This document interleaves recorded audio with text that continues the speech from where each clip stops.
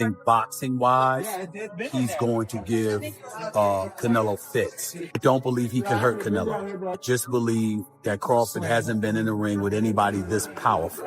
Things just need to be left unsaid. I understand he's articulating like his point of view, like, look, this is all natural work. We're just working hard at it. We're doing X, Y, Z. I always wonder, when people say that, no, Canelo was going down and he had had enough, that there might be an excuse for that. So. Stephen A. Smith has addressed Canelo Alvarez's noticeably larger physique ahead of the Terence-Crawford fight, raising questions about how the size difference may affect the outcome, while acknowledging Crawford as the superior boxer. Smith warned that if Crawford cannot generate enough power to hurt Canelo, it could spell serious trouble.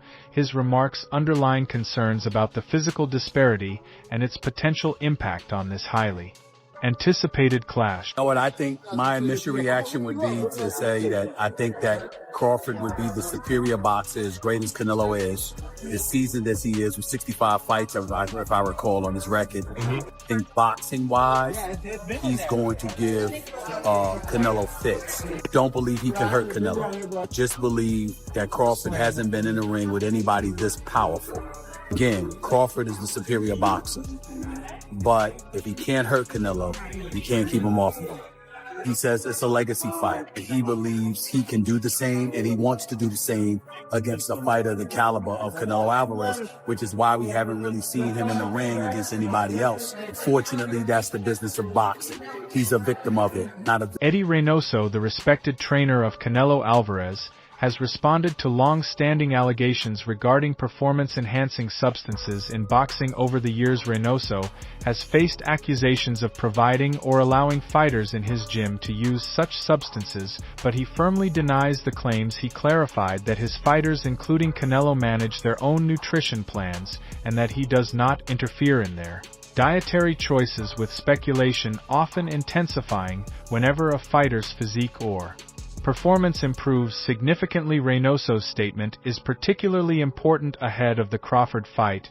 He stressed that his focus remains on training strategies, skill development, and mental preparation, distancing himself from any direct involvement in nutrition or supplement administration. Eddie Reynoso says, starting now, I'll be working 100% with a team that I can supervise. I've let the boxers who have come to me to train have their own nutrition team. So all of these fighters popping because of their nutrition team. Eddie Reynoso is guilty by association, so you have to clear the shit up. That's what I was saying about Victor Conte when he came with his transparency. I'm doing the same now with Eddie Reynoso. He knows he has to clean that shit up. I suggest to Eddie Reynoso, if you're going to be 100% in control of the nutrition team, join Snacks. They got hyper-exfoliated, futuristic, hyperbolic chambers.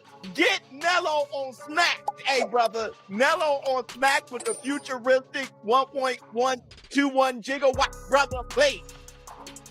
While Reynoso has coached several fighters, 7 by some counts, who have failed PED tests during their careers, he insists this does not implicate Canelo Alvarez. Reynoso emphasized that each case should be considered individually and that fighters themselves are ultimately responsible for what enters their bodies. In Canelo's case, Reynoso maintains, he has always followed a clean program and exercised extreme caution regarding any food or supplement intake. Boxing corruption at its absolute finest, but how does it connect to Eddie Reynoso and Canelo team? So Rodriguez Jr. failed his test after the Galal fight. He set the record for the most punches landed in that fight. It even prompted people like Sonny Edwards during the fight to say, this is weird. And yet, he will not be punished. In fact, he'll be kind of rewarded because he's going to get ordered an immediate rematch for the WBC belt. The only thing he's got to do is have a 12-month probation period with random testing. Now, WB are doing this because they have ruled it proven unintentional use. It just so happened he took stuff that was extremely beneficial to his conditioning. Here is the WBC official statement. Feel free to pause this and read it. But what's it got to do with these two fine gentlemen? Well, Rodriguez Jr. is part of Canelo team, and he was rumoured to be managed by Eddie Reynoso. Eddie Reynoso since came out and said, no, I don't manage him, blah, blah, blah, blah, and he distanced himself. Now, why that's important is because Eddie Reynoso has been connected to, I think now, 6 or 7 fighters who have all failed their drugs tests. The rumour around town, now this is just a rumour, and definitely not true, is that these two may have smoothed things over with the WBC, maybe used their position of power to get Rodriguez Jr. a bit of a lenient sentence, put it that way. Again, that's not true, I've just completely made that up. But what is unbelievable is a fighter nowadays can actually fail a drugs test and not be punished whatsoever. In fact, can be rewarded. Unbelievable. Terence Crawford's strength coach has made a bold prediction ahead of the blockbuster fight against Canelo Alvarez. Speaking with confidence, he declared that Crawford would break the beats out of Canelo, and insisted the camp is fully prepared. He highlighted the belief within Crawford's team that their fighters' power conditioning and relentless work ethic will be enough to overcome Canelo's size and experience. The coach emphasized their precise and strategic preparation, targeting both strength and stamina to match Canelo in every department. His comments have added fuel to an already fiery build-up as fans debate whether Crawford's power at a higher weight will truly be enough to trouble the seasoned Mexican champion. Listen, I get a lot of texts asking how I'm doing, how camp is going, so I figured I could just put it up in one post. So I'm in the mountains. This dude's about to beat the brakes off Canelo and be the greatest boxer of all time, and I get to play a part in it. All is well, truly well. We good. I'm good. I'm real good. Some analysts believe the size of the ring could prove a decisive factor in the fight. A standard-sized ring would allow Crawford to fully utilize his movement speed and tactical positioning to keep Canelo at bay. Historical matchups have shown that Canelo struggles against opponents who maintain distance and use lateral movement, as seen in his loss to Dimitri Bivol. Fighters who force Canelo to chase rather than stand toe-to-toe often frustrate him and disrupt his rhythm if the ring dimensions favor mobility. Crawford's chances of controlling the pace and dictating exchanges rise significantly. However, if Canelo can close the gap quickly, the fight could become a much more physical battle. If the ring is standard size, I think Bud beats his ass all around the ring for 12 rounds. If Canelo want to come forward and get the whooping, that's what he going to get. But that's the thing. In that last Skull fight, he didn't want to take the fight to Skull. So if Canelo don't come to fight, I don't want to see Crawford stand in the middle of the ring and take that type of risk. Because Crawford, you talk about retirement, but he can still go on after this. So he ain't got to take that punishment. He can run it back with him. I don't want Crawford forced into a dog fight with Canelo. No, I think he going to whoop his ass off. Veteran sports broadcaster Jim Gray has weighed in on the bout, calling it a great fight between two athletes with exceptional legacies.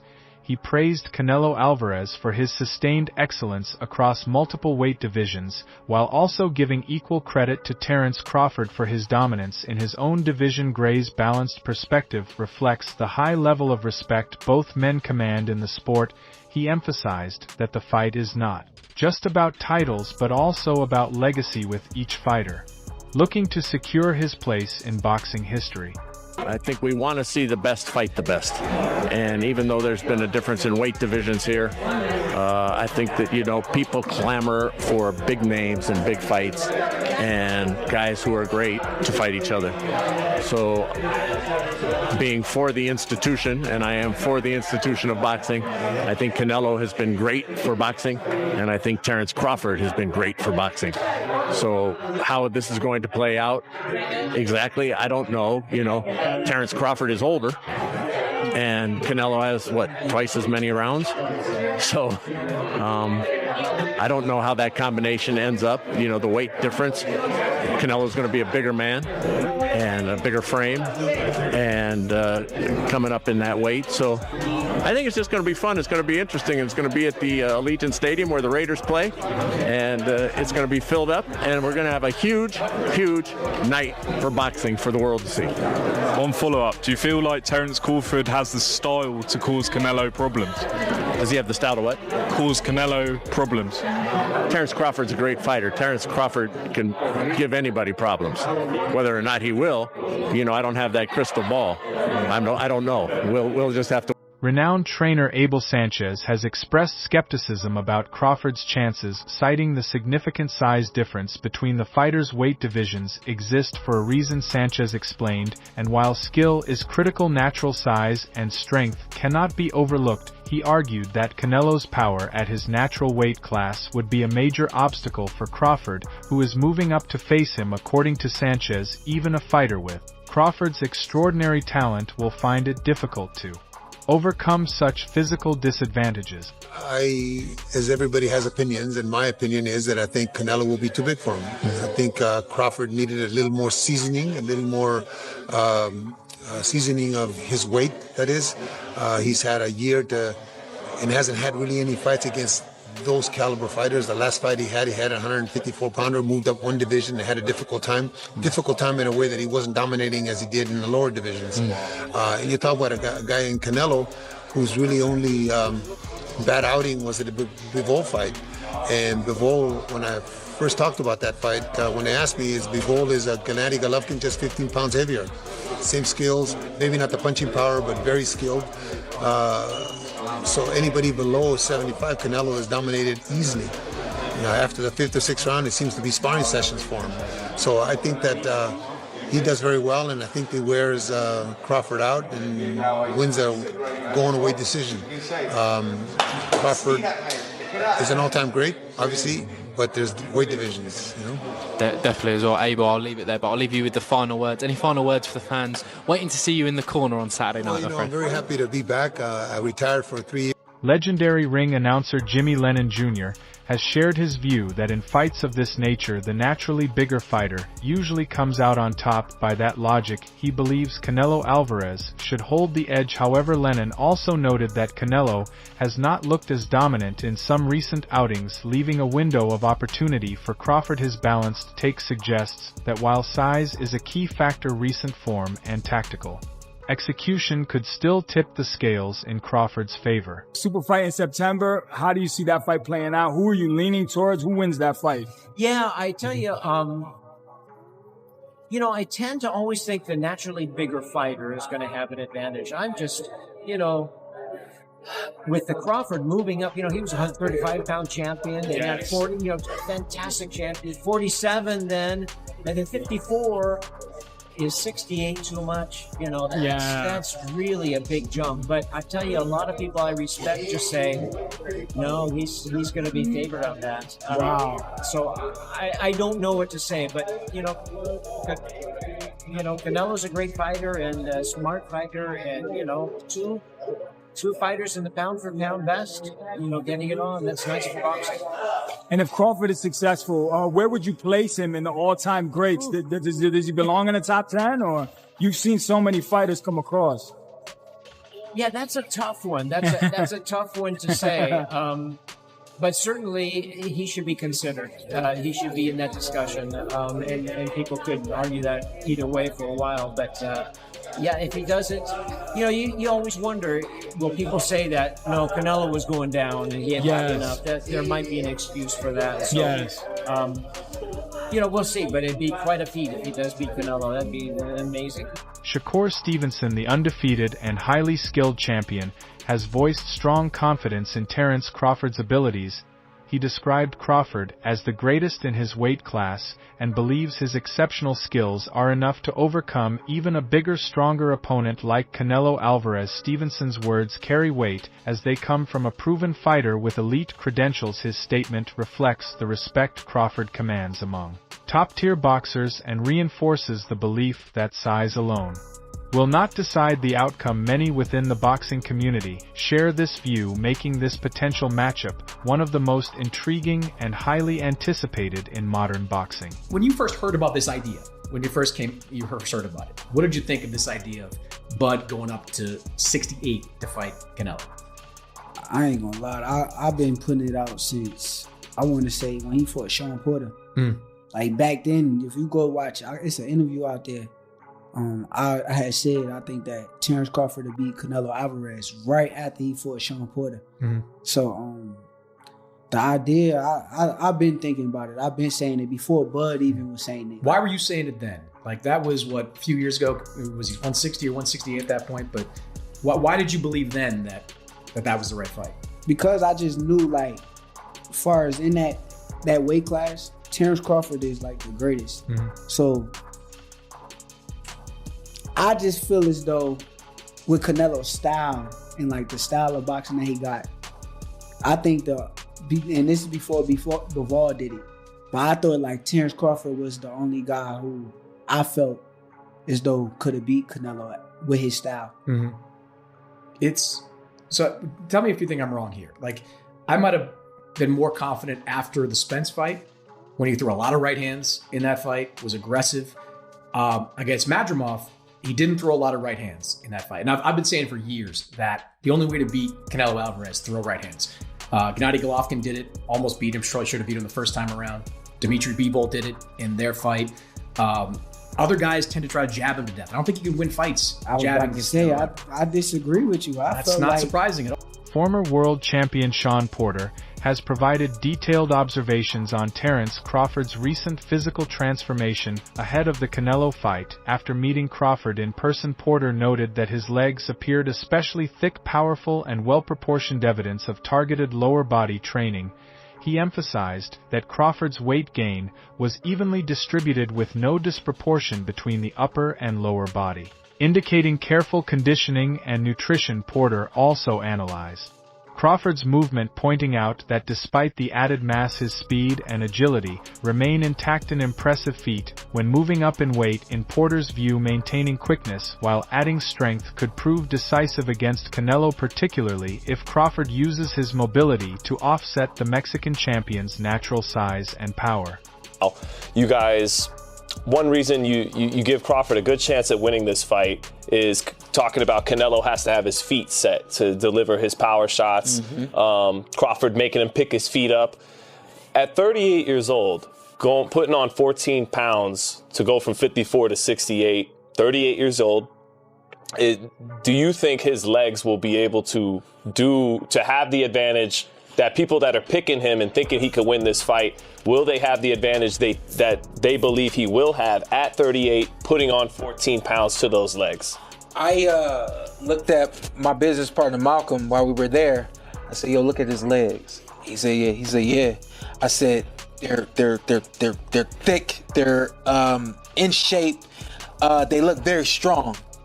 If anybody out there that want to act funny about what I just said, that's my job as a former athlete, as an analyst. I have to analyze everything, right? So I have to analyze how's his weight now distributed across your body. His body, right? Is it distributed a little too much right here in the midsection? Are the legs too thick? And now I'm not seeing the muscle pop and things of that nature. The dude is doing all of the right things. They have something called the incline in Colorado Springs. So just in case you don't know, Colorado Springs is about 6,000, a little bit more than 6,000 feet in the air, right? So it's above the altitude. I don't know where Vegas is. Vegas is around 1,000, I believe. There is a growing narrative among boxing fans that Terence Crawford will dominate Canelo Alvarez, with many not even viewing the fight as a 50-50 contest. Some see this as outright disrespect toward Canelo's accomplishments. Supporters argue that Canelo remains the best Mexican fighter of his era, a multi-division champion who has consistently taken on the sport's biggest names, while Crawford is undoubtedly a generational talent. Dismissing Canelo outright overlooks his proven record against elite competition. This fight therefore represents not just a battle for titles, but also a struggle for respect and legacy within the boxing world. So look, I'm going to get my prediction. I don't want this video to be long. Typically my videos be like 20, 25 minutes long. I get deep on this shit. I'm going to keep it real. I think y'all are out of your fucking minds. Y'all are out of your fucking minds. Look, if you want to say, I think Bud Crawford has the opportunity to win this fight, don't count him out. I don't disagree with that at all. I will say, don't never count Bud out. I will say that. Never count Bud out. If y'all say this is a 50-50 fight, I'm not mad at that at all. Yeah. You think it's a 50-50 fight? Y'all, people are saying it's not even going to be a 50-50 fight. That Canelo is going to get smoked. And I think y'all are out of your fucking minds. Canelo needs to walk out to Roy Jones. You must have forgot. Yo, this is arguably not only the greatest Mexican fighter of all time, but this is arguably one of the greatest fighters ever.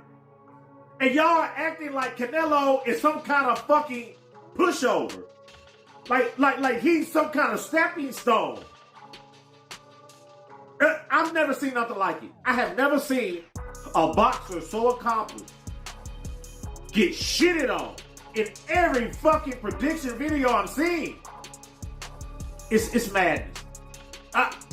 My prediction right now, Canelo wins this fight. I don't know what the fuck y'all talking about. Y'all got shit fucked up. Yeah, bro, Canelo wins this fight.